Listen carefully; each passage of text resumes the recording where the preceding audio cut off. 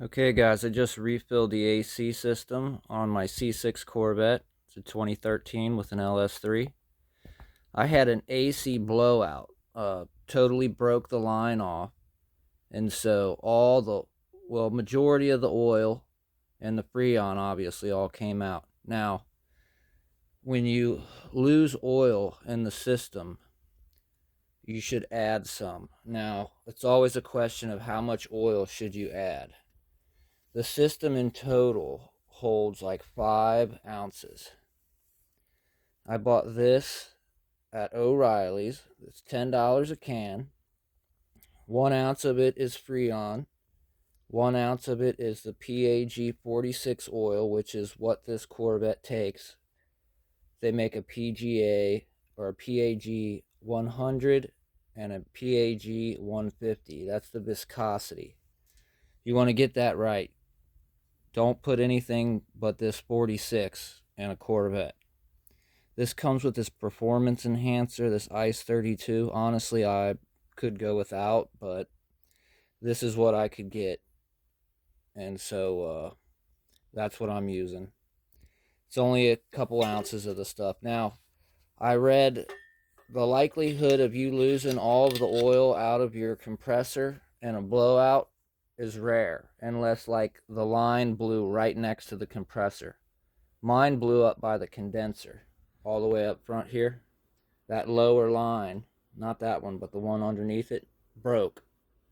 And so it shot a bunch of stuff out of it. You could see the residue on the frame from where it came out. So I put 2 cans in. That's 2 ounces of oil, 2 ounces of that Ice 32, and 2 ounces of Freon. Now, the system holds 1 pound, 1.6 ounces of Freon. So after adding 6 ounces of stuff, which 2 of is Freon and 2 is oil, I put in a 12-ounce can of the 134. This doesn't have any sealer in it or anything else. It's just a straight 134. You can get this for $10 at Walmart. These were $10 a can at O'Reilly's. Now, you want to draw the system down with a vacuum pump. This is a vacuum pump from Harbor Freight Tools. It's a cheap one, but it works. I was able to draw the system down to, and this is a gauge set from Harbor Freight as well. When you draw the system down, when you're dealing with inches of mercury, you want to draw it down to like 24 pounds, right about there. I think they have another way of measuring, like 500 microns or something. I forget what the unit of measurement is, but it's either 500 or 24 pounds of mercury. So you hook this up to your air compressor. As long as you got 90 pounds consistent on your air compressor, leave this on for about 15-20 minutes and it should suck it down to 24 mercury. Now you want to let it sit in case there's any moisture or liquid in the system. It'll boil off. Your pressure might go up a little bit. If that's the case, go ahead and run the vacuum pump again and get it back down to 24. You also want to hold it at a vacuum for an hour or so to make sure you don't have any leaks. If you, like me, and had a blowout, you obviously replaced some parts and you want to make sure those parts aren't leaking. So I had to replace this line. It goes to the bottom of the condenser. It's on the high pressure side. It's got this sensor in it. But you hook your low side up and you hook your high side up. You want to make sure you keep this side closed. When you're vacuuming down the system, you don't want to vacuum down the high side. You only want to vacuum down the low side. So open here, open there, draw it down, leave it for an hour. If the pressure hasn't changed, then you're good to fill. Now when you go to fill, in my case, I ran 2 cans of that through here, upside down. And you'll be able to see the liquid travel through that little window.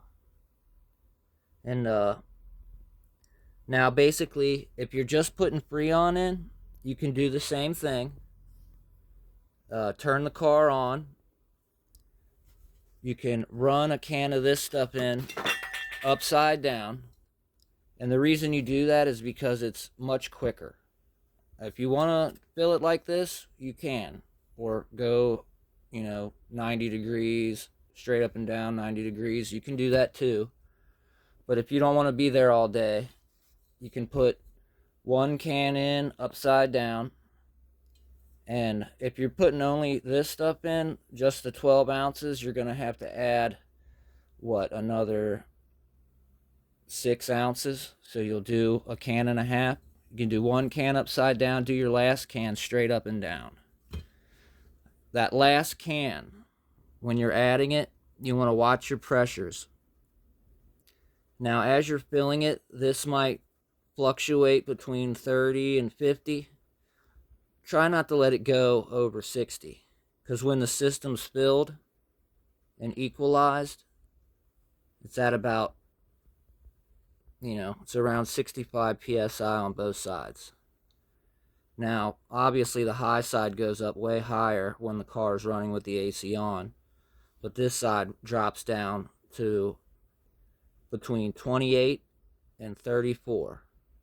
That's your low and your high number. So when you're filling your system with the last little bit of Freon, you want to watch your high side.